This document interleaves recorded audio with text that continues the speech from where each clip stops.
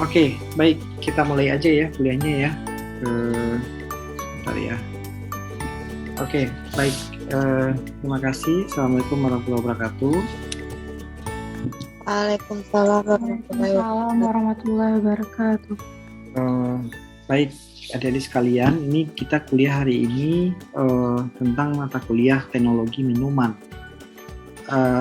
Namun mata kuliah ini mungkin mata kuliah pilihan dan juga ini pertama sekali untuk di Prodi THP untuk mengajar teknologi minuman. Jadi hari ini karena hari pertama, saya akan berikan pengantar mata kuliah ini dan juga materi-materi apa saja yang nanti akan kita pelajari selama 1 semester. Dan sebenarnya mata kuliah ini adalah mata kuliah bonus ya, jadi ataupun mata kuliah sebagai tambahan ataupun ilmu tambahan yang Anda dapatkan di program studi THP. Ya, baik, kita coba lihat materinya. Nah, kalau Anda lihat mata kuliahnya teknologi minuman, nah apa yang terpikirkan di Anda? Kira-kira apa yang akan kita pelajari? Silakan kasih pendapat, boleh. Kita interaktif aja kuliahnya, karena juga ini butuh pendapat Anda bagaimana proses perkuliahan ini. Gimana? Kira-kira apa yang terpikirkan oleh Anda kalau misalnya kita belajar tentang teknologi? Kemasannya, Pak. Kemasannya, oke. Ada lagi selain kemasan? Meracik minuman, Pak. Meracik minuman, oke. Yang lain? Gimana yang lain? Ada yang mau kasih pendapat? Tadi kemasannya, oke. Kemudian meracik minuman, terus? Minuman yang unik, Pak. Minuman yang unik. Oke, ada lagi minuman yang unik? Atau mungkin dikenal dengan minuman kekinian ya. Oke, ada lagi?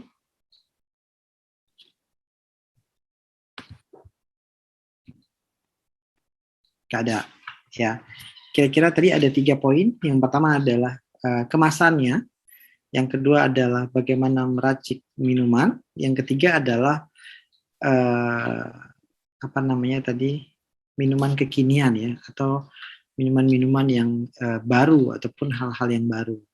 Nah, sebenarnya kalau kita lihat teknologi minuman, pasti kita akan belajar tentang bagaimana proses pembuatan minuman. Nah, tapi minuman yang ada saat ini memang sangat banyak ya, jadi diversifikasinya banyak sekali.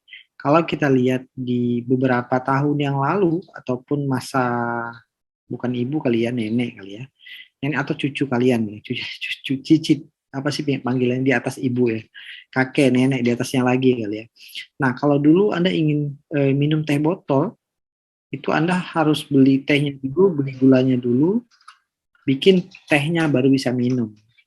Nah, perkembangan zaman membuat bahwa sebuah minuman itu sudah tersedia ataupun tersaji dengan cepat. Ya, salah satunya teh botol, teh kotak, walaupun teh botol isinya dalam kotak gitu ya. Nah, dan minuman-minuman yang lain itu salah satu contoh. Nah, saya sengaja tampilkan pada gambar ini ada minuman yang bergas seperti Coca-Cola, Sprite, Pepsi dan sebagainya. Nah, yang paling bawah itu adalah minuman dingin. Jadi minuman yang memang lebih natural. Tetapi pada bagian tengah itu adalah minuman istilahnya adalah minuman kekinian, ya. Jadi kalau Anda kenal sekarang lebih maraknya dengan minuman boba, ya. Jadi ada minuman yang berboba-boba gitu. Sebenarnya adalah bola-bola kecil yang ada di dalam minuman itu, ya. Oke. Nah, 3 pendapat tadi, yang pertama adalah packagingnya, kemudian bagaimana cara meraciknya, dan juga satu lagi adalah minuman kekinian. Ya, nah kita coba lihat. Jadi materi yang akan kita pelajari adalah semua teknologi, bagaimana proses yang pertama, mulai dari bagaimana pengolahan minuman, ya. Yang pertama mungkin dasar sekali kita belajar bagaimana pengolahan air minum dalam kemasan, atau dikenal dengan nama asal istilahnya adalah ADK, AMDK, ya, air minum dalam kemasan. Kelihatannya simpel, tetapi tidak sesimpel yang kita pikirkan. Tidak semua air kita masukin dalam kemasan, kemudian kita tutup, kita bisa simpan lebih dari waktu 12 bulan ataupun 3 bulan. Mungkin ya 1 minggu, 2 minggu sudah terjadi lumut. Nah, ada prosesnya, ya, namanya proses AMDK atau air di dalam kemasan, dan juga standar-standar dalam air minum dalam kemasan. Nanti kita akan coba lihat. Nah, kemudian ada teknologi pengolahan minuman ringan. Apa yang dikatakan minuman ringan? Minuman ringan ini adalah minuman yang dapat diminum, ya, tetapi tidak mengandung unsur-unsur yang lain, tetapi justru hanya untuk menghilangkan dahaga dan sebagainya. Nanti kita coba lihat apa sih pengertian dasarnya dari minuman ringan. Kemudian ada juga teknologi pengolahan minuman fermentasi. Nah, teknologi minuman fermentasi ini banyak, ya, banyak sekali. Salah satunya adalah wine, alkohol, ya. Nanti kita bagi lagi dalam minuman, bagaimana proses fermentasinya, apakah menggunakan asam laktat atau juga menggunakan bakteri atau menggunakan kapang atau menggunakan yang lain. Ada minuman yang kita ketemukan, misalnya sake, ya. Jadi sake juga salah satu proses fermentasi, ya. Nah, ada lagi minuman sari buah, teknologi minuman sari buah. Nanti kita akan pelajari bagaimana proses pembuatan teknologi minuman sari buah. Apakah semua minuman seperti nutrisari saset termasuk dalam minuman sari buah? Kira-kira? Iya, Pak. Tidak, ya. Iya, tapi dalam konsep dasarnya iya, tetapi dia lebih ke arah pengolahan minuman instan. Karena udah nutrisarinya dalam bentuk bubuk. Tapi kalau masih dalam bentuk buah segar atau buah murni, itu masuk ke dalam minuman sari buah, ya. Sama, hampir sama, tetapi kita harus bisa membedakan mana sih yang dinamakan sari buah, mana yang dinamakan dengan minuman instan. Nah, ada lagi itu minuman berbasis susu. Kalau ini banyak, ya. Susu ini ada 2, nanti berbasis susu hewani dan juga berbasis susu nabati, ya. Kalau nabati itu biasanya apa selain kedelai? Susu kedelai yang udah pasti. Yang lain apa? Kira-kira ada yang tahu? Almond, Pak. Almond, oke, ya. Satu lagi? Oat. Kelapa, ya. Susu kelapa. Sekarang juga orang sudah bikin pengolahan susu nabati, tapi bahan dasarnya kelapa. Masih banyak yang lain, ya. Beberapa memang yang almond juga ada, tapi karena di Indonesia almond itu tidak banyak jumlahnya, jadi sehingga tidak terlalu berbudidaya. Nah, ada lagi teknologi pengolahan minuman jelly, ya. Sebenarnya pengolahan minuman jelly ini adalah sama dengan minuman-minuman yang lain, tetapi dasarnya ataupun bahan dasarnya yang di dalamnya mengandung jelly, ya. Kalau di pasaran itu ada tuh, ya apa ya, seperti jelly-jelly yang dimasukkan di dalam botol, jelly gel, jelly drink dan sebagainya. Ya, itu minuman-minuman berbasis jelly. Nah, kemudian ada juga teknologi pengolahan minuman fungsional. Kira-kira apa teknologi pengolahan minuman fungsional? Ada yang bisa tebak? Kayak jamu bukan, Pak? Jamu, boleh ya. Jamu, kemudian minuman seri. Nah, kalau sekarang yang lagi ngetren apa nih? Minuman fungsional. Kombucha, Pak? Kombucha, ya benar. Kombucha, ya. Tapi yang paling banyak sekarang di Aceh, kelapa bakar, ya. Ya, jadi kelapa bakar itu salah satu minuman fungsional. Kenapa? Karena kelapa yang dibakar kemudian ditambahkan rempah di dalamnya. Jadi ada penambahan sesuatu hal yang bermaksud supaya bisa berfungsi untuk yang lain, ya, untuk menyegarkan dan sebagainya, ya. Kalau kombucha juga sebenarnya nalarnya juga ke fermentasi, ya. Dia kan juga menggunakan namanya kocha, ya, bakterinya kocha. Tapi dia juga bisa masuk ke dalam minuman fungsional, ya. Kemudian ada lagi pengolahan minuman instan. Nah, ini tadi kayak Nutrisari yang saya katakan. Semua produk pengolahan minuman instan adalah produk minuman yang sudah melalui proses industri. Jadi misalnya sari buah dibentuk dalam bentuk bubuk, ya, atau yang lainnya. Jadi semua sesuatu hal yang sudah melalui proses industri dan dia siap untuk diminum, biasanya dalam kemasan saset. Ya, nah itu adalah minuman instan biasanya. Ya, itu yang digolongkan ke dalam minuman instan. Nah, yang terakhir adalah teknologi kemasan produk minuman. Nah, sekarang minumannya apa aja boleh, ya. Tetapi sering terjadi kalau minuman itu rusak karena kemasannya. Jadi kemasan ini adalah salah satu marketing juga bisa dikatakan, dan juga bisa juga salah satu dasar orang membeli minuman karena kemasannya. Dan saya yakin Anda juga kalau ketika melihat kemasan yang unik, pasti Anda lihat. Paling tidak Anda beli satu, walaupun isinya nggak enak. Ya, dan saya yakin. Nah, itu adalah salah satu mix marketing, ya, yang dikombinkan dengan sebuah teknologi minuman. Ya, jadi memang ini sangat unik. Ada satu lagi yang paling unik lagi adalah minuman ekstrim, ya, minuman ekstrim. Nanti saya akan tunjukkan bagaimana proses minuman ekstrim itu. Nah, minuman ekstrim ini biasanya banyak itu di Cina dan juga di Vietnam dan juga negara-negara yang hampir 80% non-muslim, ya. Biasanya ada minuman anggur ataupun vodka di dalamnya ada ular, atau minuman kalau di Cina itu paling terkenal dengan minuman darah ular, gitu ya. Jadi ditaruhkin di dalam vodkanya, kemudian diminum dengan darah ularnya. Ada khasiatnya sendiri buat mereka. Atau hati kelelawar, ya, sampai munculnya sampai ya isunya sampai orang makan kelelawar karena corona sebagainya. Nah, itu adalah sebuah perjalanan. Tetapi itu adalah salah satu sebuah teknologi pengolahan minuman yang sangat digemari oleh beberapa negara-negara Eropa dan juga Asia, terutama tapi bukan negara Muslim, ya. Nah, hari ini karena hari pertama, saya akan berikan outline materi dan juga pengetahuan umum tentang pengolahan minuman. Nanti yang akan Anda pelajari secara umum, nanti kita akan ketemu dengan saya mungkin sekitar 5 atau 6 kali pertemuan. Dan juga nanti ada saya ditemani oleh 3 orang dosen yang memang benar-benar sangat berkompetensi dalam memberikan materi pengolahan minuman ini, ya. Jadi saya dan Pak Isan dan juga ada Bu Jalnia Tifona nanti akan memberikan materi untuk mata kuliah ini, ya. Mudah-mudahan nanti Anda setelah selesai Anda bisa membuat minuman sendiri, gitu ya. Jadi tidak membeli lagi, tapi Anda adalah seorang produsen minuman, gitu ya. Nah, itu harapannya, ya. Oke, baik.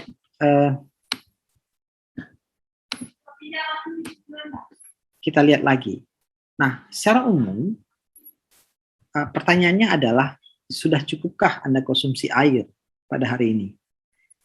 Ya, kalau kita lihat memang ya tidak begitu penting, tetapi Anda harus tahu bahwa 70% kandungan tubuh Anda itu adalah air. Ya, jadi 70% badan kita itu adalah air. Dan bagaimana kita berfungsi atau mengoptimalkan fungsi organ kita membantu dalam sistem metabolisme. Jadi orang tuh nggak makan tapi minum boleh, ya. Jadi dia nggak makan tapi minum air terus, itu masih bisa hidup, ya. Tapi kalau dia makan tapi dia nggak minum, itu bisa nginap di hotel deh.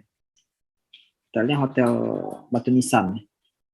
Nah, yang ketiga adalah kebutuhan asupan air putih. Setiap orang itu akan berbeda-beda, tergantung dari kebutuhan seseorang.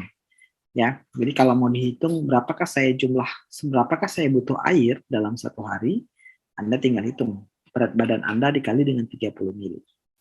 Jadi makanya rata-rata seseorang itu harus minum air sekitar 2,5 liter. Ya, kalau berat badan saya misalnya berapa kilo ya? Misalnya ya. Kalau 50 kilo nggak mungkin ya, 50 kilo ya. Kira-kira ya 50 kilo. 5 kali 3 itu sekitar 15, 150 ml. Ya berarti 1,5 liter. Paling tidak 2 liter lah. ya. Jadi Anda itu sudah aman kalau Anda minum satu hari itu sekitar 1,5 liter sampai dengan 2,5 liter. Ya, jadi ini kebutuhan akan konsumsi air putih untuk Anda, terutama untuk manusia ya. Oke, pertanyaannya, kenapa Anda harus minum air? Minum kopi aja boleh nggak? Muncul lagi, saya sukanya minum kopi nih. Minum kopi aja boleh nggak?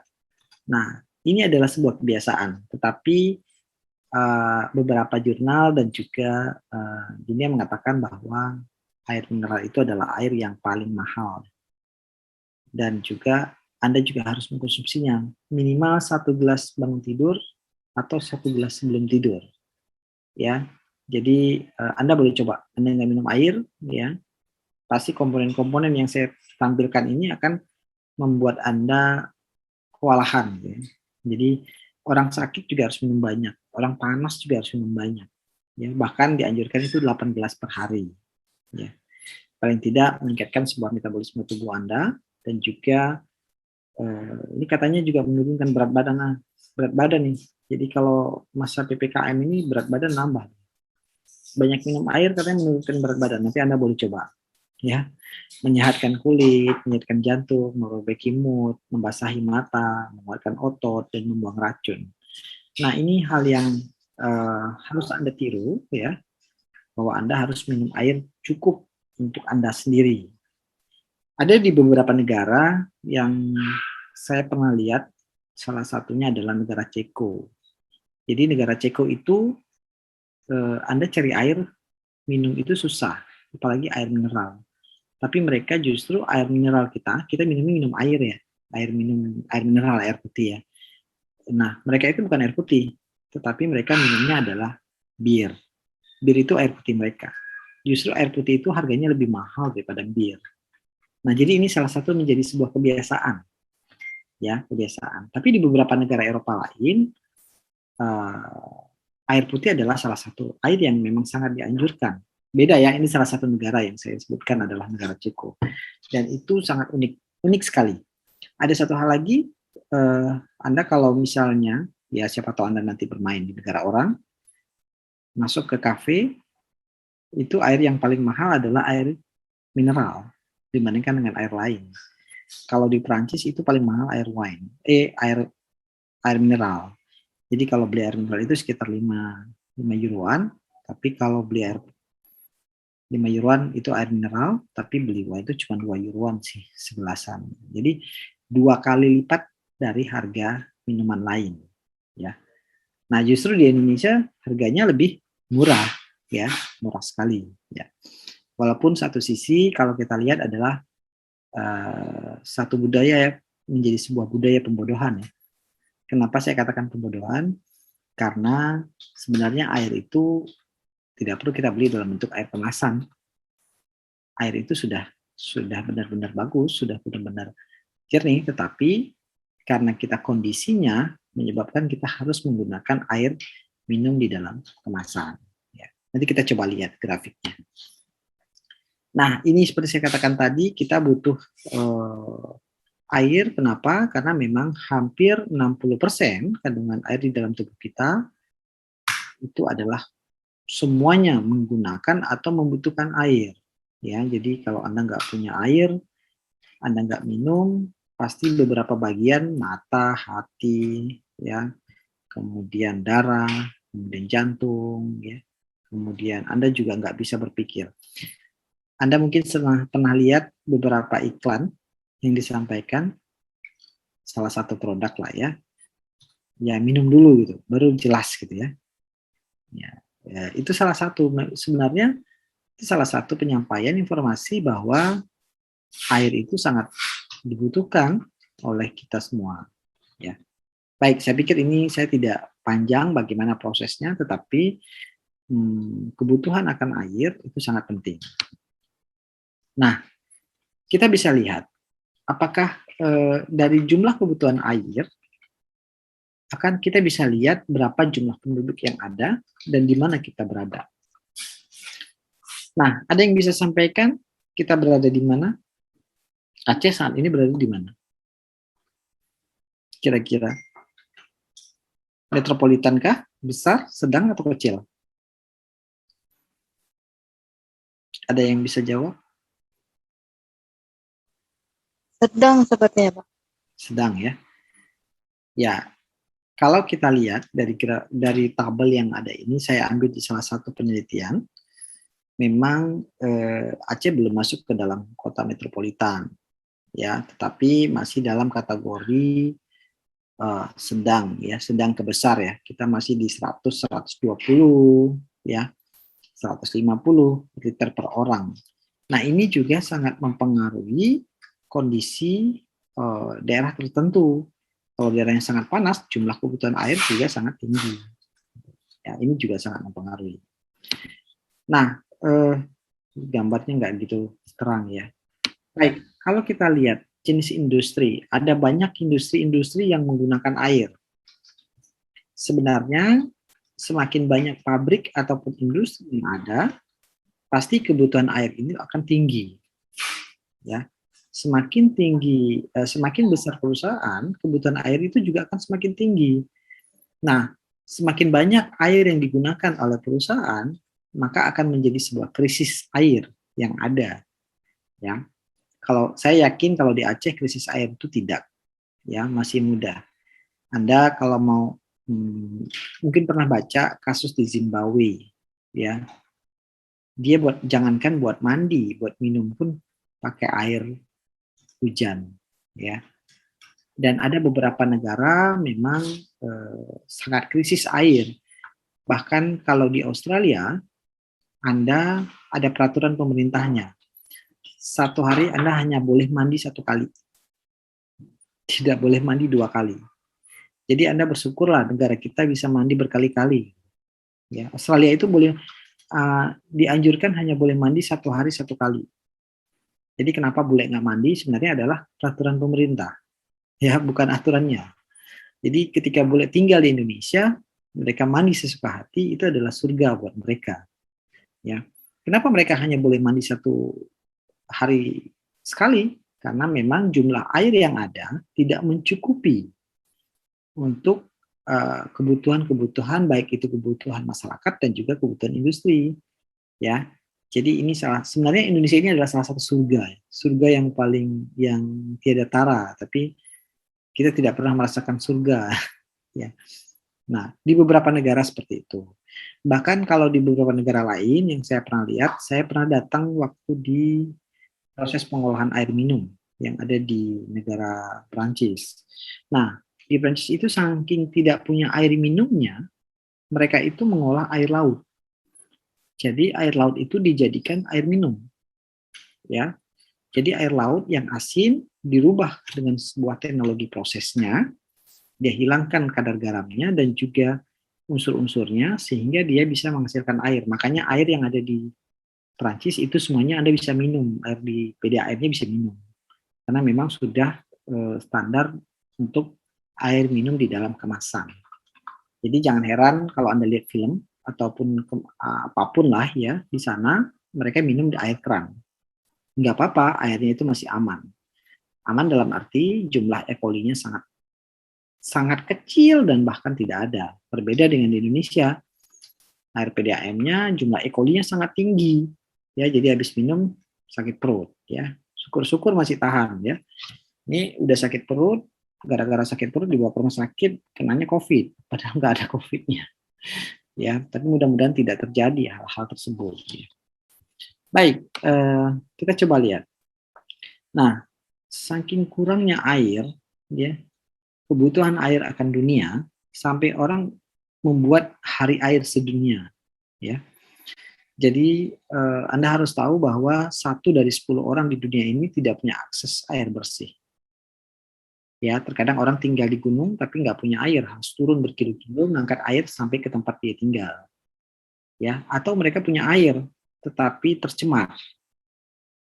Ya, oleh pihak-pihak ketiga yang tidak diinginkan, salah satunya misalnya adalah tambang emas. Ya, kalau di Aceh itu daerah Aceh Selatan. Ya, alur emas di daerah Klut itu banyak airnya yang memang mengandung eh, merkuri, ya. Jadi sehingga air itu bersih tetapi tidak bisa kita gunakan, ya, tidak aman. Nah, Anda juga harus tahu bahwa 5,95 kilometer jarak rata-rata orang menempuh di Afrika ya dan Asia per hari untuk mengambil air bersih. Saking jauhnya mata air sehingga mereka harus berjalan sampai 6 kilometer. Nah, dan juga 1,5 miliar orang yang bekerja di sektor berhubungan dengan air. Ya, jadi air ini sebenarnya menjadi potensi yang sangat besar. Coba Anda bayangkan, berapa harga satu aqua yang kecil? Ada yang tahu? Berapa harganya? 1.000 perak ya? 500 perak atau 1.000 perak? 1.000 Pak. 1.000. Kalau yang 600 mili berapa harganya? 3.000 Pak. 3.000 ya. Kalau Anda beli satu gelas, satu yang 600 mili sama yang gelas justru kan lebih banyak yang. Nah, kalau 1 galon 25.000 Pak. itu akuanya ya, 25.000 ya. Isi ulangnya nggak sampai 25.000 kayaknya, 6.000 atau 10 ribuan ya. Jadi semakin besar, harganya semakin murah. Nah, kalau Anda pikirkan, coba yang besar Anda kecil-kecilkan, pasti untungnya banyak. Ya, jadi bisnis air ini sebenarnya menguntungkan. Dan satu sisi lagi, bisnis minuman ini adalah menguntungkan. Kalau Anda lihat, ya, kalau Anda lihat, itu warung kopi, dia cuma jual air. Untungnya itu 100%. Jual air, ya, untungnya 100%. Modalnya apa? Cuman air doang sama kopi. Sama kompor. Jualnya berapa? Harganya lebih mahal. Ya. Jadi bisnis air ini sebenarnya menjanjikan. Apalagi di beberapa negara. Ya. Nah, coba kita lihat lagi. Sektor yang menggunakan air bersih. Jadi ada beberapa sektor pertanian yang paling banyak karena juga makhluk hidup ya, tumbuhan itu juga membutuhkan air bersih. Industri, jasa ya, jasa ini baik restoran dan sebagainya, itu biasanya 30% sampai 30%. Ya. Jadi kebutuhan akan air ya sebagai bahan dasar minuman adalah sangat-sangat menjadi tolak ukur ya, sehingga orang membuat hari air sedunia. Nah, coba kita lihat lagi. Nah, di beberapa negara mungkin Indonesia tidak terlalu aware ya dengan save more water dan sebagainya ya. Nah, karena kondisi saat ini air minum di Indonesia itu ada 50% yang sehat. Selebihnya kurang sehat. Selebihnya lagi lebih sakit gitu ya. Nah, jadi air minum ini adalah melengkapi semua kebutuhan yang kita gunakan. Makanya banyak kasus-kasus yang terjadi yang disebabkan oleh air ya. Tapi juga banyak orang yang tidak sanggup membeli air sehingga menggunakan air yang kotor. Ya. Kalau di beberapa negara berkembang itu bahkan mereka lebih sadar, Anda boleh lihat banyak dibuat sebagai tempat penampungan air ya atau air resapan. Kenapa? Supaya menjaga bumi ataupun air tetap ada di bumi. Ya, datang kita semua tempat, semua space kita semen semua. Jadi airnya tidak bisa diserap. Jadi kalau Anda lihat kalau hujan sedikit banjir, sebenarnya bukan permasalahan apa, tapi permasalahannya adalah kita nggak punya serapan airnya. Ya, jadi sehingga air itu nggak bisa turun ke dalam bumi. Ya, jadi itu serapan air. Nah, ini yang paling penting. Kenapa kita selalu save more water? Karena memang masih banyak orang yang tidak bisa menikmati air bersih. Ya. Nah, ini adalah salah satu kalau Anda lihat ya di bagian atas ini adalah harga satu botol air 330 ml di Jakarta dibandingkan dengan kota lain. Jadi Jakarta itu harganya sangat mahal dibandingkan dengan harga yang ada di sini. Ya. Lebih mahal lagi, ada satu tempat lebih mahal lagi. Kalau Anda masuk ke bar, ya. Kalau harga minumannya itu, saya pernah sekali itu harga minuman itu cuma 25 euroan. Tapi harga air mineral itu bisa mencapai 50 euroan. Anda bisa bayangin, harganya terlalu mahal. Tapi itu kebutuhan yang mereka butuhkan gitu. Dan juga berapapun harganya mereka akan beli karena mereka butuh. Ya. Nah, krisis air bersih ya. Kalau kita lihat krisis air bersih ini, sebenarnya air yang ada di seluruh dunia ini banyak, tetapi air yang bisa kita manfaatkan itu hanyalah 1% yang dapat kita konsumsi dengan baik. 1% air bersih yang tersedia di bumi ini tidak semuanya yang dapat diakses oleh masyarakat. Jadi kalau data WHO itu 5 tahun yang lalu itu masih punya 663 juta penduduk yang belum bisa menikmati atau mengakses air bersih, terutama di Afrika. Ya, kalau di Indonesia itu ada 5 provinsi yang paling rendah, ya termasuk Papua. Papua ini adalah salah satu daerah yang paling rendah terhadap air minum, ya untuk air minum yang layak untuk dikonsumsi. Faktornya apa? Yang pertama, air minum itu harganya mahal. Yang kedua adalah faktor geografis. Yang ketiga adalah ketersediaan sumber air. Ya, sekarang orang harus menampung air hujan hanya untuk menggunakan dia bisa mandi dan bisa makan dan bisa minum. Itu masih ada di beberapa pelosok di daerah yang memang sulit untuk mengakses air bersih. Nggak usah jauh lah ya. Di Banda Aceh aja masih ada daerah yang hidup air PDAM-nya itu cuma 1 minggu sekali. Masih ada, saya nggak perlu bilang di mana. Masih ada, dan itu kalau mandi pun juga mungkin 1 minggu sekali. Masih ada. Ya. Nah itu sangat prihatin bagaimana jumlah air yang ada. Padahal kita negara agraris yang memang punya air yang sangat banyak. Ya. Nah,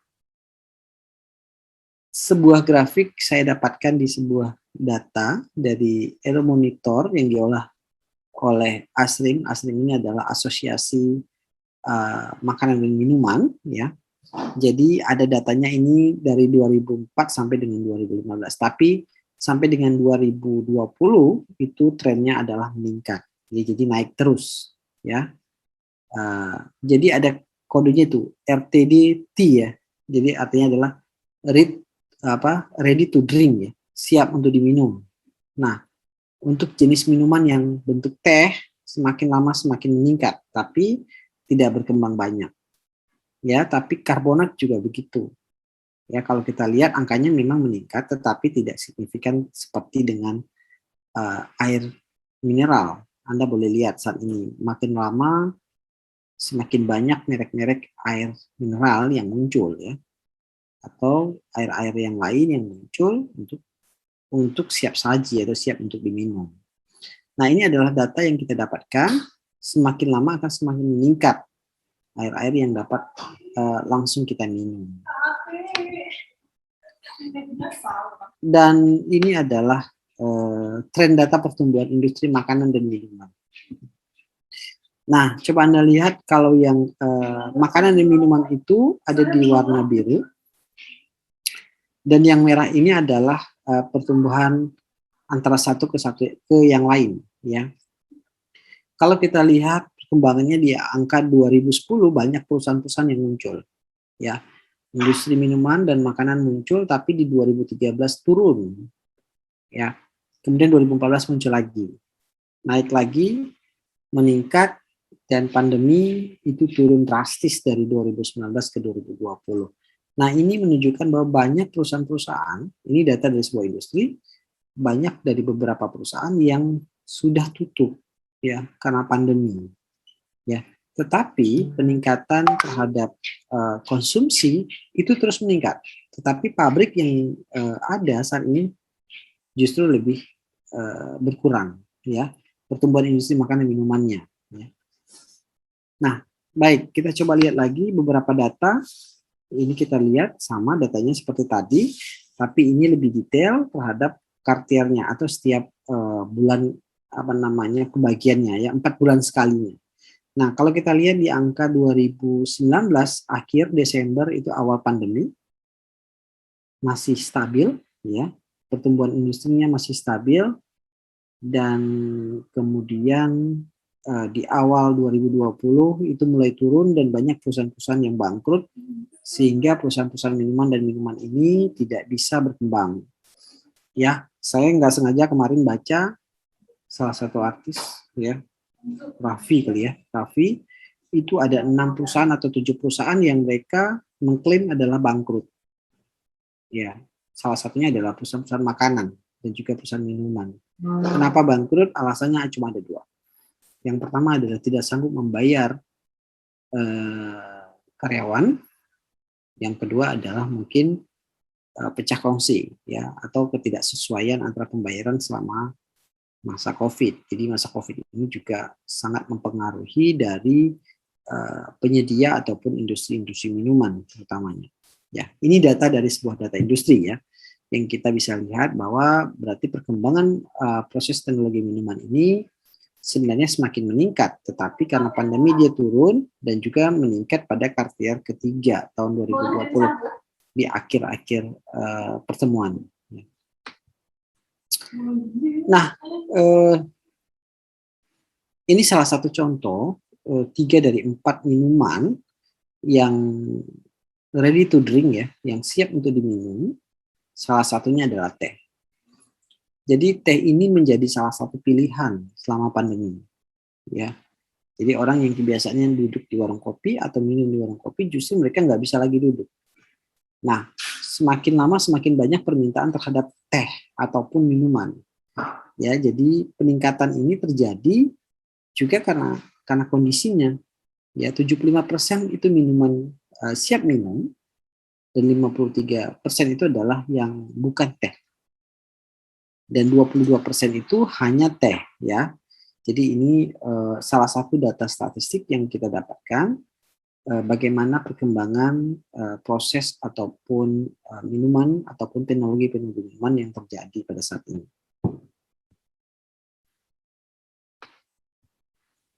Nah, kita nggak bisa pungkiri bahwa rata-rata konsumsi minuman alkohol itu juga meningkat ya secara tidak sengaja, tapi ini adalah menjadi sebuah catatan ya. Nah, kalau kita lihat konsumsi bir ya, bir itu paling tinggi itu di Papua. Kenapa bisa di Papua lebih tinggi? Karena sebenarnya adalah salah satu culture ya. Jadi Pak, Papua itu ada satu culture, mereka itu adalah minum bir. Itu kebiasaan. Sama kayak kalau di Aceh kalau dibuat data seperti ini, peminum kopi terbesar peminatnya kalau di Indonesia adalah di Aceh. Sampai dikenal dengan 1001 warung kopi gitu ya. Nah, ini adalah konsumsi bir. Tetapi kalau untuk konsumsi miras selain bir itu adalah Sumatera Utara. Nah, ini yang munculnya banyak ya orang tua atau miras-miras lain lah. Tapi bir itu tidak terlalu populer ya di Sumatera Utara ya. Tapi justru minuman-minuman lain yang beralkohol itu justru lebih banyak gitu ya dibandingkan negara-negara yang lain. Bahkan Kalimantan Selatan dan juga Aceh sebenarnya datanya ada juga, tapi masuk ke dalam kategori 0,00 sekian mili per minggu ya. Jadi sangat kecil. Kita coba lihat bagaimana perkembangan minuman-minuman yang ada di Aceh. Nah, kalau kita lihat data statistik ini adalah data statistik yang dibuat oleh Lokadata, oleh Brigtagar. Kalau kita lihat bahwa konsumsi minuman beralkohol itu per jumlah mili ya per orang dan per bulannya itu Aceh masuk ke dalam kategori yang sangat tinggi juga 2,2 dibandingkan negara lain.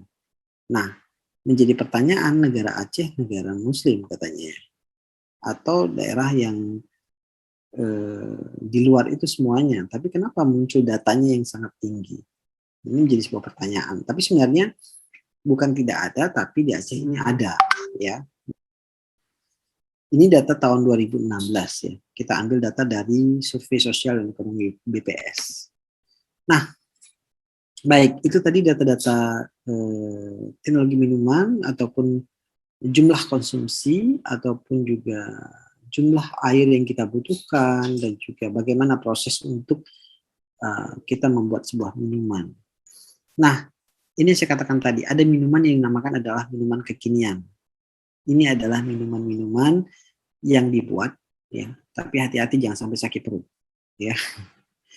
Jadi minuman-minuman yang diolah secara menarik ya, baik itu packagingnya, baik itu minumannya, sehingga menarik si konsumen. Salah satunya adalah minuman boba ya, mungkin salah satu contoh ya.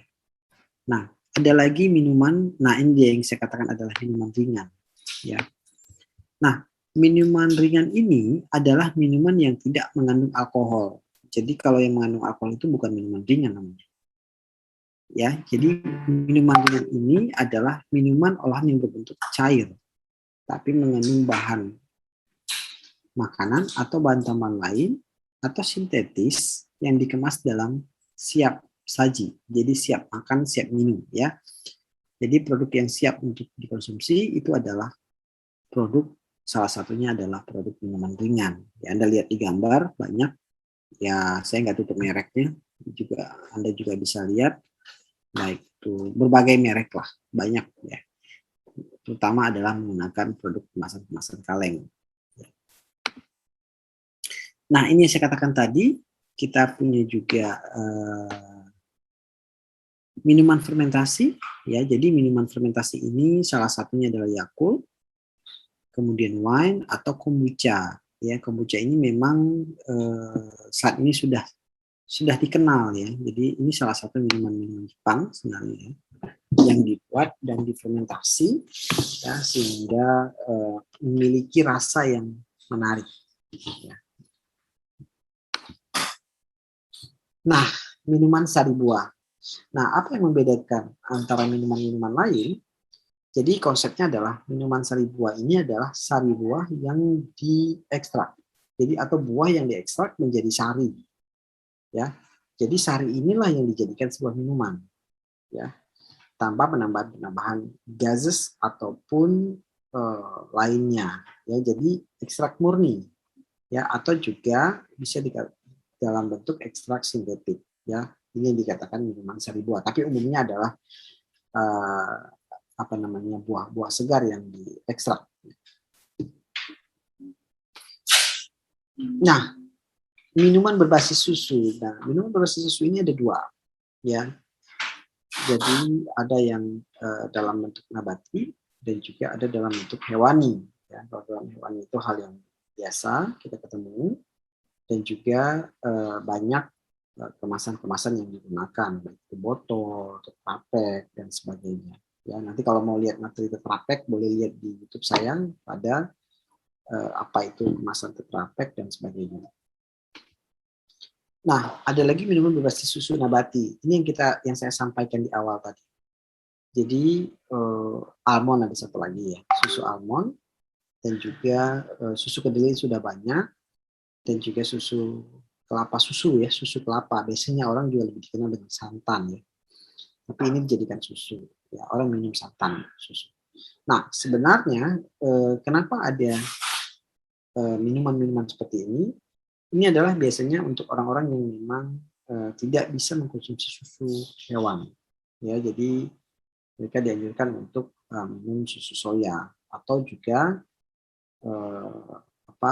ada penyakit-penyakit tertentu yang tidak bisa mengkonsumsi susu-susu yang berbasis hewani. Nah, ini dia yang saya katakan tadi, minuman jelly ada satu mungkin produk ya, Nutrijel, jelly drink dan sebagainya. Sebenarnya ini minuman apapun yang kandung isi dalamnya memiliki gel, ya.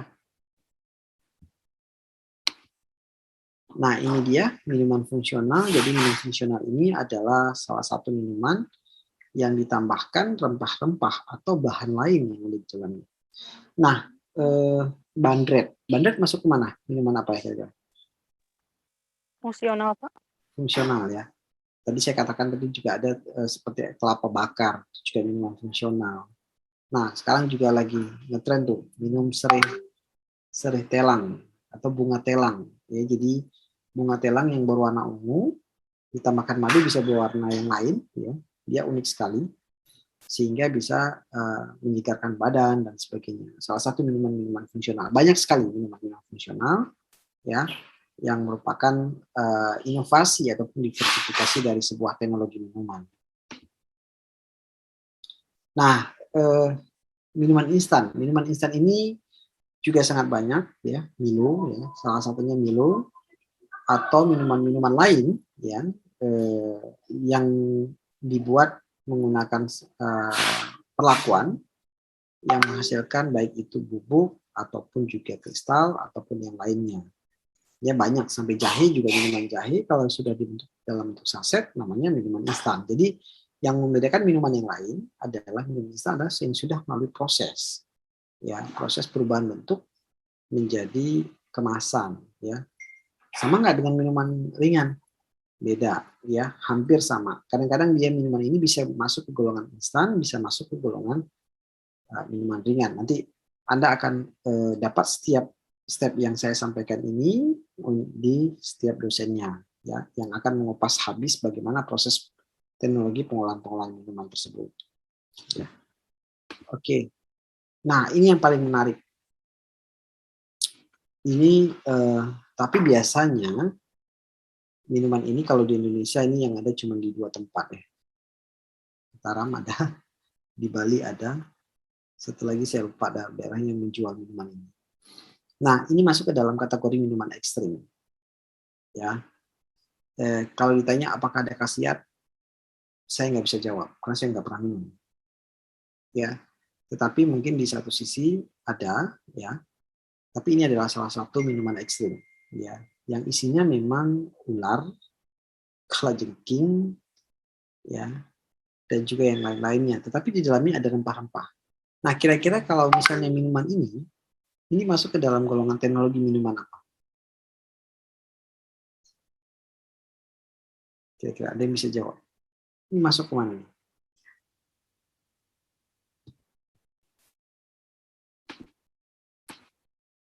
Masuk ke dalam golongan bingung ya? Karena ada yang bisa jawab nih kayaknya. Ya, ya. Jadi minuman ini memang tidak dibudidayakan, ya, tetapi ini ada, ya, bukan tidak ada, memang ada. Jadi justru pengolahan minuman ekstrim ini sudah sangat banyak, bahkan di beberapa di Taipei dan juga di beberapa negara yang lain mereka mengembangkan minuman-minuman seperti ini.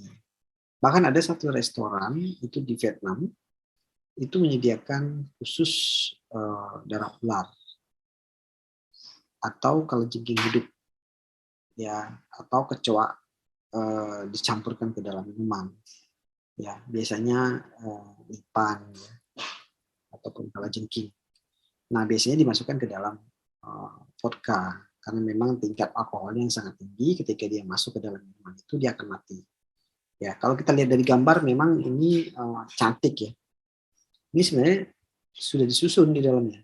Dan ini awalnya dari ya, baru dia buat seperti ini dan ditambahkan minumannya sama rempah-rempah yang ya, Anda lihatlah bagian tengah ini ada yang kobra ya. Nah, ini unik sekali memang. Oke, baik. Ada yang mau ditanyakan sampai di sini? Tadi semua itu adalah teknologi-teknologi minuman yang akan kita pelajari dalam 1 semester ini. Nanti masing ada beberapa dosen yang akan menyampaikan, tapi mungkin saya hanya memberikan beberapa materi saja. Dan juga nanti dalam perjalanan mungkin juga bisa berubah, ya. Mungkin ada teknologi minuman yang lain yang lebih menarik sehingga Anda bisa belajar lebih banyak lagi dari materi-materi yang saya sampaikan.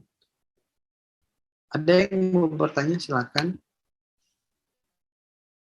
Baik, terima kasih. Kalau materi saya sudah habis, sudah terima kasih deh. Silakan kalau ada yang mau bertanya.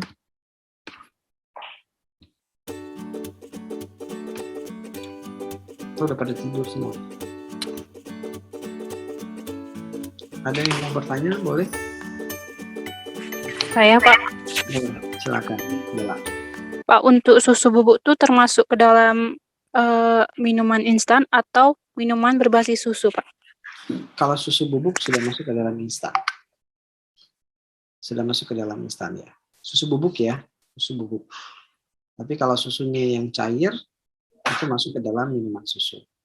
tetap sama, minumannya adalah minuman susu, tetapi dia sudah masuk ke dalam teknologi minuman instan. Oke, ada lagi?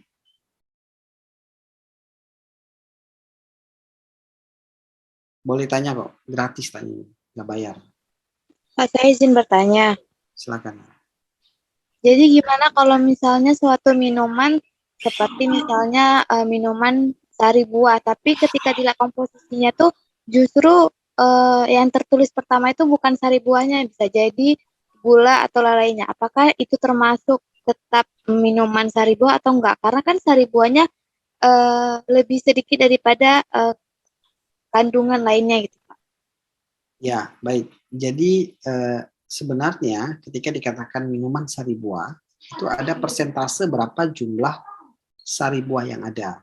Ya, biasanya itu adalah sekitar 60%. Itu baru dikatakan sari buah. Tetapi ada beberapa minuman yang memang dia tidak 60%, justru cuma 20%, 40%-nya adalah essence. Ya, jadi namanya sebenarnya adalah minuman sari buah sintetis. Nah, umumnya jarang sekali kalau di Indonesia saya belum pernah menemukannya. Tetapi kalau di negara Eropa itu semua jus ataupun minuman sari buah dia ada kodenya. Ya, nanti kita akan pelajari. Ada kodenya. Jadi ada kodenya nanti kayak kode recycle, tetapi ada bentuknya, ada nomornya. Jadi nanti ada istilahnya sari buah ini benar sari buah 80%, 90%, atau cuma 40%. Selebihnya adalah biasanya minuman sintetik. Nah, aturan-aturan yang muncul di Indonesia itu kayaknya belum ada.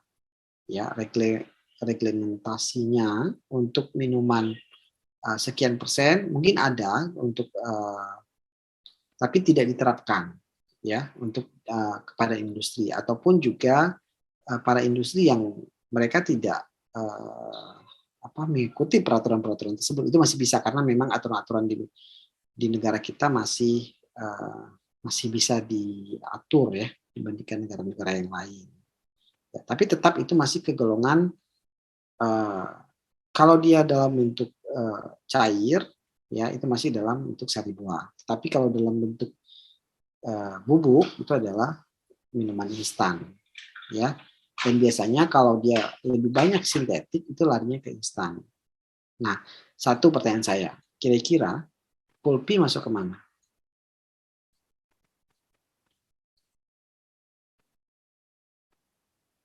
Minuman pulpi.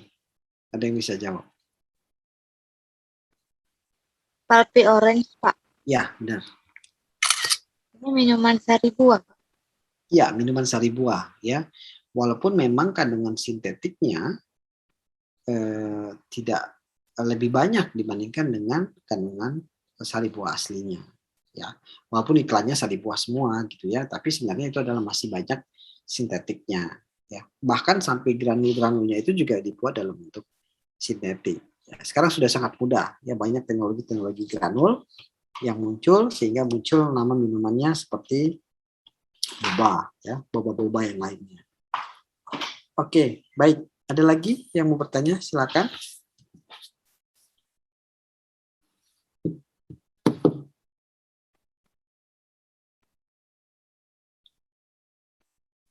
Silakan yang mau bertanya.